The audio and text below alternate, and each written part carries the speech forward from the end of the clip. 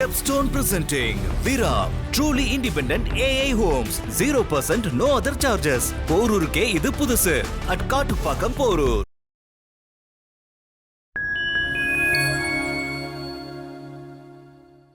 Fine time media நேயர்களுக்கு வணக்கம். நான் உங்கள் சங்கீதுவன். இது ஃபைன் டைம் மீடியா வழங்கும் தலையங்கம் நிகழ்ச்சி.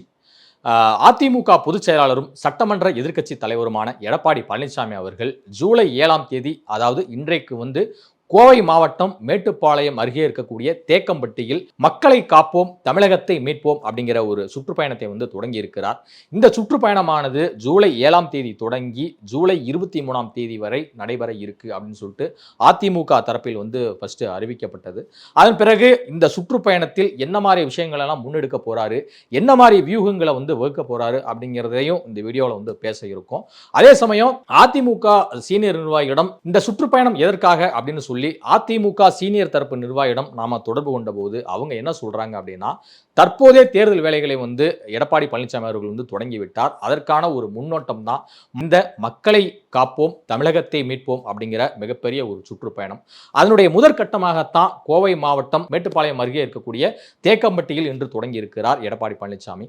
இதுல இன்னொரு விஷயம் உங்கள்கிட்ட சொல்லணும்னு நினைக்கிறேன். அதிமுக தரப்பு நிர்வாகிகள் என்ன சொல்றாங்க அப்படின்னா, ஒவ்வொரு தொகுதியிலையும் இருக்கக்கூடிய பிரச்சனைகள் என்ன, அந்த பிரச்சனைகளை திமுக அரசு கையாண்ட விதம் எப்படி இருக்கு, அது ஏன் இன்னும் நிறைவேற்றப்படாமல் இருக்கு, அந்த பகுதியில் இருக்கக்கூடிய மக்களுடைய பெரிய பிரச்சனை என்ன அப்படிங்கிறத டீட்டெயிலா விரிவா, விவசாயிகள் பிரச்சனை என்ன, சாதாரண பொதுமக்களுடைய பிரச்சனை என்ன, அடிப்படை தேவைகள் அந்த தொகுதி முழுக்க பூர்த்தி செய்யப்பட்டிருக்கா, ஊராட்சி வாரியா, பேரூராட்சி வாரியா, நகராட்சி வாரியா அப்படின்னு சொல்லிட்டு எல்லாத்தையுமே கணக்கிலிட்டு பாதிக்கப்பட்ட தரப்பு மக்களை தொடர்ந்து சந்திக்கும் ஒரு பயண திட்டம் தான் இந்த எடப்பாடி பழனிசாமி அவர்களுடைய மக்களை காப்போம் தமிழகத்தை மீட்போம் அப்படிங்கிற ஒரு மிகப்பெரிய சுற்றுப்பயணம். அது மட்டும் இல்லாமல் இந்த சுற்றுப்பயணமானது கோவை மாவட்டத்தில் தொடங்கி மிகப்பெரிய அளவில் ரோட் ஷோவையும் நடத்த இருக்கிறாரு கோவையிலேயே. ஸோ அதிலும் குறிப்பாக நிச்சயமா இதை பார்த்து ஸ்டாலின் அவருடைய ஆட்சிக்கு ஒரு முடிவு கட்டும் விதமாக ஒரு மிகப்பெரிய அளவில் இந்த சுற்றுப்பயணம் இருக்கும் அப்படிங்கிறது சொல்லப்படுது. இன்னொரு விஷயம், கோவை மாவட்டத்தில் தொடங்குகிற இந்த சுற்றுப்பயணமானது அதற்கு அடுத்து விழுப்புரம், கடலூர், பெரம்பலூர், அரியலூர், நாகப்பட்டினம், மயிலாடுதுறை, திருவாரூர், தஞ்சாவூர் அப்படின்னு சொல்லிட்டு இத்தனை மாவட்டங்களே முதற்கட்டமாக நடைபெற இருக்கு. கிட்டத்தட்ட 40 தொகுதிகளில் இந்த சுற்றுப்பயணத்தை இன்றைக்கு ஆரம்பித்து ஜூலை 23ஆம் தேதி நிறைவு செய்ய இருக்கிறார்.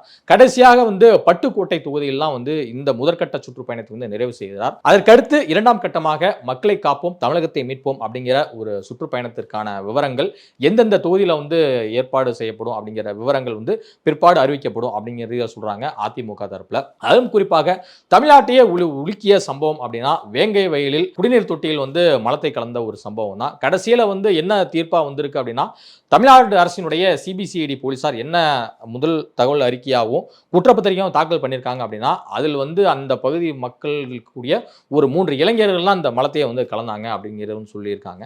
ஆனால் இதற்கு பல்வேறு கட்சிகளும் அமைப்புகளும் கடும் கண்டனங்கள் பதிவு செஞ்சு வராங்க. ஸோ அப்படி பார்க்கும்போது எப்படிங்க தண்ணி குடிச்சவனே தப்பு செஞ்சான் அப்படிங்கிற மாதிரி சொல்றீங்க, என்னமே புரியலையே, தண்ணி குடிச்சவனே மலத்தை போய் கலந்துருப்பானா, இதெல்லாம் என்ன மாதிரி வாதம் அப்படிங்கிறதுல பயங்கரமா கேள்வி எடுத்து வராங்க. இன்னொரு பக்கம் கள்ளக்குறிச்சி மற்றும் மரக்காணத்தில் நடந்த கள்ளச்சாராய சாவுகள், இது தமிழ்நாட்டையே ஒரு உலுக்கிய ஒரு சம்பவம். கள்ளக்குறிச்சியில் கிட்டத்தட்ட 69 பேர் இறந்து போனாங்க. மரக்காணத்திலும் கிட்டத்தட்ட 20க்கும் மேற்பட்டோர் இறந்து போன ஒரு சம்பவத்தை பார்த்தோம். இதற்கு ஸ்டாலின் அரசு என்ன சொல்ல போகிறது, குடிச்சு செத்தா 10 லட்சம் நீங்க கொடுத்தா போதுமா, இதை எப்படி அலோவ் பண்ணீங்க, கோர்ட்டுக்கு பக்கத்துல இருக்கு, காவல் நிலையம் பக்கத்துல இருக்கு, இவ்வளவு தூரம் எல்லா கவர்மெண்ட் அபிஷியல்ஸும் பக்கத்தில் இருந்தும் கூட கள்ளக்குறிச்சியில் கருணாபுரத்தில் எப்படி இந்த கள்ளச்சாராயம் விற்கப்பட்டது அப்படிங்கிற பயங்கரமான கேள்வியும் தொடர்ந்து அதிமுக தரப்பிலும் எழுப்பப்படுது, பல்வேறு கட்சிகளும் தரப்பிலும் எழுப்பப்படுது. அதே வேளையில் இந்த பிரச்சனையெல்லாம் கள்ளக்குறிச்சி மாவட்டம் போகும்போதும் சரி, தமிழ்நாட்டில் இருக்க பிற மாவட்டங்கள் போகும்போதும் சரி நிச்சயமா பேசுவார் அப்படிங்கிற இதில் சொல்றாங்க அதிமுகவின் சீனியர்கள். அதுக்கு அடுத்ததாக என்ன சொல்றாங்க அப்படின்னா, சமீபத்தில் நடந்த அஜித்குமார் அவருடைய லாக்அப் மரணம் தமிழ்நாட்டை மட்டுமல்லாது இந்தியாவே உலுக்கிய ஒரு சம்பவமா இருந்துச்சு. இவ்வளவு கொடூரமாக அடிப்பாங்க அப்படிங்கிற மாதிரிலாம். ஸோ இந்த விஷயத்தெல்லாம் தொடர்ந்து திமுக ஆட்சியில் நிகழ்ந்த 25 லாக்அப் மரணங்கள் குறித்தும் பேச போகிறாரு எடப்பாடி பழனிசாமி. அதுக்கு அடுத்ததாக மேல்மா விவசாயிகள் தொடர்ந்து போராடி வர்றாங்க, சிப்காட் இங்க அமைக்க வேண்டாம் விவசாய நில பகுதிகள்னு சொல்லிட்டு. ஸோ அவர்களுக்கு ஆதரவாகவும் பல்வேறு குரல்கள் எழுப்ப போறாரு. இன்னொரு விஷயம், பரந்தூர் விமான நிலையத்தை தொடர்ந்து அப்பகுதி மக்கள் எதிர்த்து வர்றாங்க. 2 வருடங்களுக்கு மேலாக போராடி வர்றாங்க. ஸோ அவர்களுக்கு ஒரு ஆதரவு அளிக்கும் விதமாகவும் அவங்களுடைய பிரச்சனைகளை நிச்சயமா இபிஎஸ் அவர்கள் பேசுவாங்கன்னு சொல்றாங்க அதிமுகவின் சீனியர்கள். இன்னொரு விஷயம், இந்த இடத்துல வந்து குறிப்பிடணும்னு விரும்புகிறேன்.